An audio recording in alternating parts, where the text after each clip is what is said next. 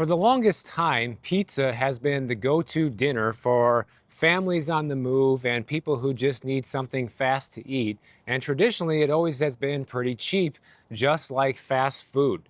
And now that frozen pizza even is becoming a luxury in today's economy, this is something we need to do a double take on and actually look at and start to take a step back and think, are things really going as well as we're being told? Because clearly, when something like frozen pizza is now a luxury, we need to start reconsidering what luxury is. And by the way, this is my wife Lizzie who's walking with me today. Hi guys. Now, at the beginning of the year, I did a video talking about how Domino's, which is the largest and most successful pizza company in America, was seeing struggles and seeing their pizza sales go down. Well, now fast forward to the middle of the year, it is all different types of pizza sales from all different companies that's going down. It's no longer just Domino's. In fact, the pizza sales are starting to fall like Domino's. And back in 2020, when we had the pandemic, places like Domino's and Papa John's, these big pizza chains, were seeing double-digit year-over-year sales increases at their stores, but that is no longer the case. 5 years later, people are being priced out of eating pizza. And I think this is important to talk about because I never once thought about pizza being a luxury when I was a kid growing up, or even fast forward to today, being a grown man. That never crossed my mind. You know, that's something that they buy for a cheap meal at birthday parties or families looking to feed, 6 or 7 people. We're getting a pizza because it's, cheap for the amount of people it can feed, so to speak. But 5 years later now, same store sales are down at all three pizza chains. We're talking the big ones like Pizza Hut, Papa John's, and Domino's. In fact, Pizza Hut saw a 5% reduction in year-over-year sales. Papa John's is down 2.7%, and Domino's is down 0.5%. And if you take a look at this chart here, you can see going back to the pandemic, how much the pizza sales were up and just how much they have sunken since then. Now, part of the problem could be that there are just so many choices, and we have all these food delivery apps now like Grubhub and Uber Eats. In fact, I talked about a couple months ago how Grubhub partnered up with Klarna, and you can even do buy now, pay later to order stuff from Klarna. So you can get luxury fast food essentially delivered to your house and not even pay for it. You can pay in 4 installments if you want to. So there's a lot more choices than just pizza nowadays. But the biggest factor contributing to the downward spiral in sales at the pizza chains is the same thing that we're seeing happen with McDonald's and a lot of the fast food chains. It is the low-income consumer, and those are the people who account for the majority of the sales at these pizza chains, who no longer see the value in the product because it's no longer cheap.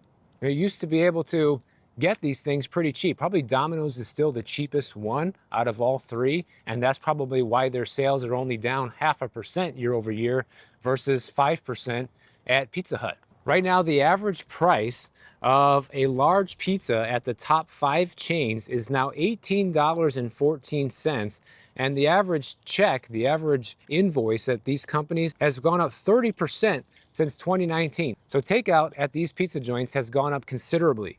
And that 30% increase is actually a little bit higher than the increase that we've seen at burger and chicken chain restaurants. It depends on the item though, because some items have gone up 200% in price at McDonald's, for example. But overall, the average is still a little bit higher for pizza. And part of the reason pizza is getting more expensive is because the ingredients costs have also gone up considerably. And if you take a look at this chart right here, this shows you how much pizza has gone up compared to all these other food groups. The only thing that even comes close are hot sandwiches and chicken tenders.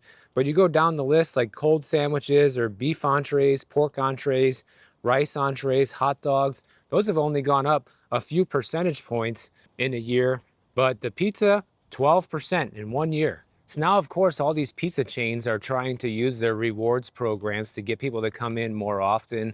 They'll usually give you a free pizza after ordering a few times, something like that.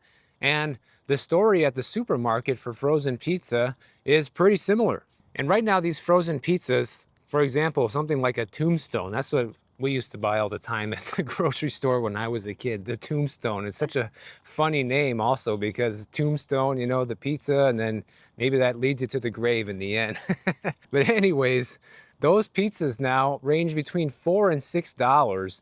And I remember when I was a kid, they used to have sales on those where you could get like 10 of them for like 15 bucks, like no joke. And nowadays, you know, now you're paying $4 to $6 for just one of them. And so, surprise, surprise, they're not selling as many of them as they used to. And now it's to the point where the frozen pizza makers actually have to lower the prices to try to get people to buy it again. So the frozen pizza sales are kind of in the same situation where McDonald's and the fast food sales have been for a while now, where you're already looking at a cheap product that needs to be lowered down in price even further just to get the sales back to where they were before the pandemic.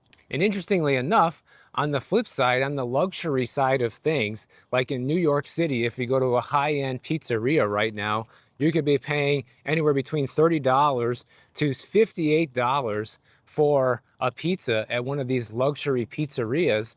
And of course, people who are doing well, they don't care. They're willing to pay more because they're made out of higher quality, real ingredients, nothing like a Tombstone. And of course, a lot of those ingredients are imported, and now we have the tariffs. So a lot of that stuff comes from Italy. So guess what? The ingredient costs have gone up. In fact, they talked to one of the food importers who imports a lot of these ingredients from Italy, and he says his costs have basically jumped 20% overnight thanks to the tariffs. And that's a perfect example right there that if you want to eat a luxury pizza from Italy, you are going to be paying that extra price because you better believe the manufacturers and the importers and the restaurants are going to be passing most of that cost along to you, the consumer. Even this guy says we have no choice but to pass along these costs to the consumer, but it's not like it goes up by 20%. They do eat some of the costs because he expects these pizza restaurants to raise their prices anywhere between 2 and 5% based on the food costs alone. So in the end, it's probably going to be more like 10 to 15% when you throw in the labor costs as well. So I think the pizza sales is actually a great way to measure the real economy, you know, forgetting about the GDP and the jobs numbers and all this noise and nonsense that usually is all doctored to the point where the information is useless anyways, because it shows what real people are doing. Real people are spending less money on things that used to be something that everybody could afford and enjoy, and now it's becoming something more of a luxury item, which is pretty sad if you ask me. Or it just could mean that people are getting smarter with their money as well. Maybe they're seeing more videos like these. I just got hit in the head with the balloon. Maybe they're seeing more videos like these and they are choosing not to spend the money on pizza. Maybe they're making more food at home. I see a lot of people in the comments say that's what they're doing now, and you guys are saving hundreds of dollars a month, which is very smart. So that could just be it instead. Maybe people are finally wisening up and not falling for all of this terrible fast food that is just not only not good for you, but it's not good for your wallet.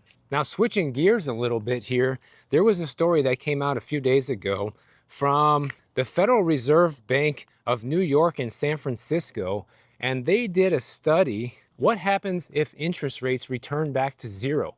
Meaning if the Fed were to lower its benchmark rate essentially down to zero where it was during the pandemic. Well, according to their data, they think there's about a 9% chance that the United States could actually lower its benchmark interest rates to 0% by the year 2032.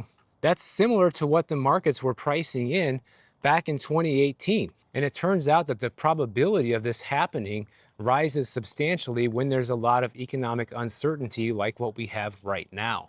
Now, I don't know how I feel about this because on the one hand, I don't put anything past these guys. I think anything is possible. I think that they could definitely lower rates back to 0% at some point if the economy gets to a bad enough place, because obviously they did that during the pandemic. But I don't know if they will do it simply because of inflation. They haven't been able to get inflation under control, even at the interest rates that we have set right now, which I think is in the mid fours. They might not even lower interest rates at all anymore for the rest of the year.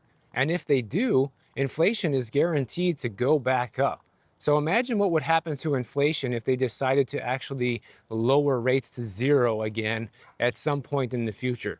Things wouldn't be looking so good for anybody. Yeah, it'd be great if you want to borrow money to go buy something, but guess what? The cost of that item is probably going to be astronomical now, so you're going to have to borrow way more because of the inflation. And there's also some evidence showing that prices on certain items are starting to rise now because of the tariffs.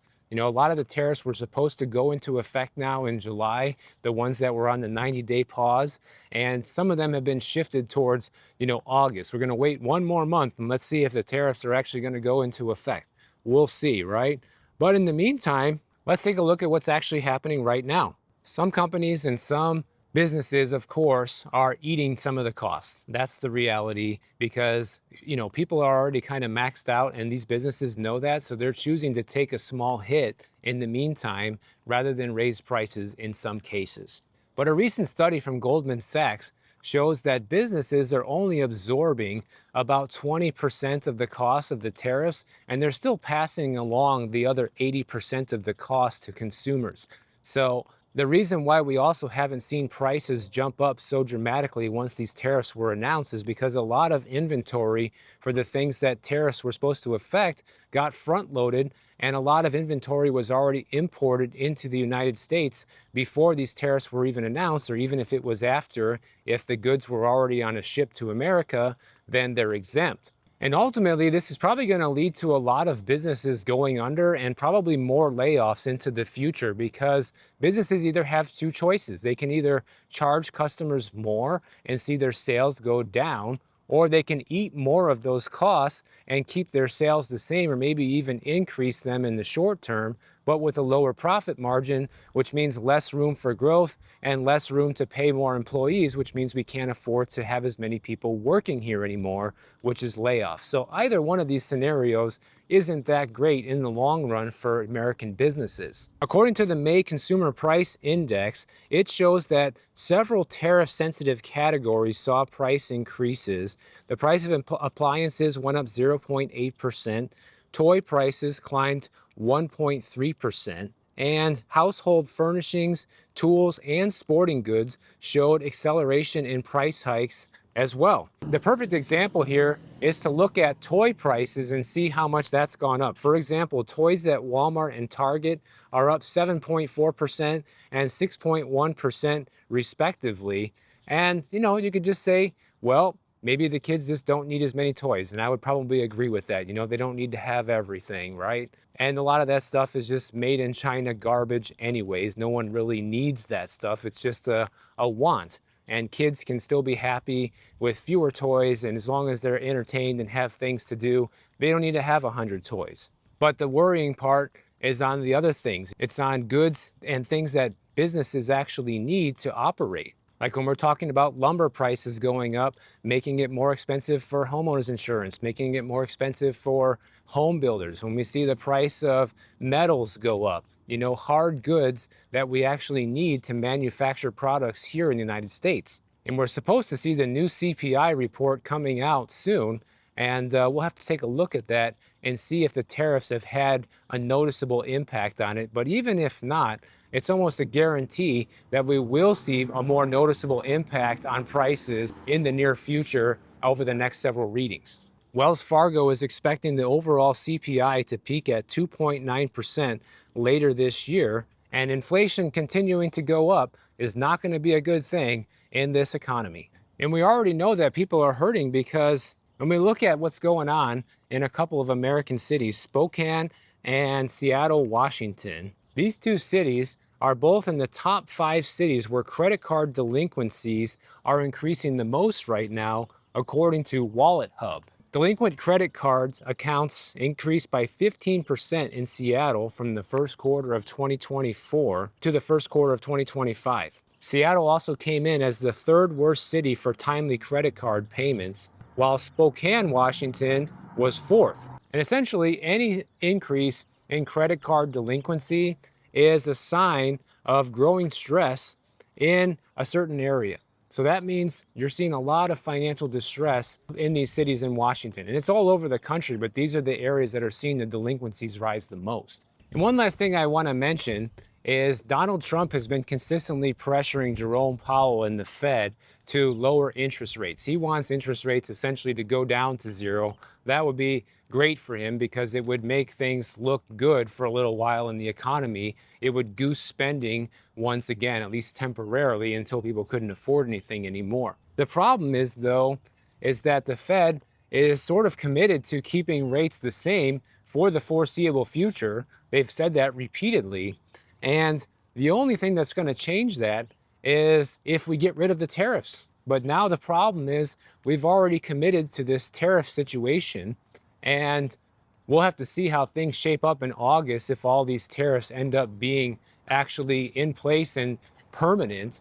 Because if they are, there's going to be pretty much no chance of the Fed lowering interest rates in 2025, because these tariffs are going to have inflationary pressures on goods and services in America. And so the irony is here is that the more we go down this road of trying to impose tariffs on other countries, then the less likely we're actually going to see interest rates come down at all. Maybe we'll even have to see them go up if it actually increases inflation to a noticeable degree. So the way things stand right now, it's not looking very good on the future of prices for just about anything, except for maybe home prices and car prices, because those are already starting to come down. But as far as everyday goods and services that people buy, like pizza, going back to the beginning, it's not looking good at all. Those things are likely to just get more expensive as inflation continues to be a problem and if the tariffs continue to be permanent. So we'll keep an eye on all of this. And if you enjoyed this video, make sure you subscribe to the channel. And if you don't want to wait for my next video to come out, check out this one on the screen right over here, and I'll see you in the next one.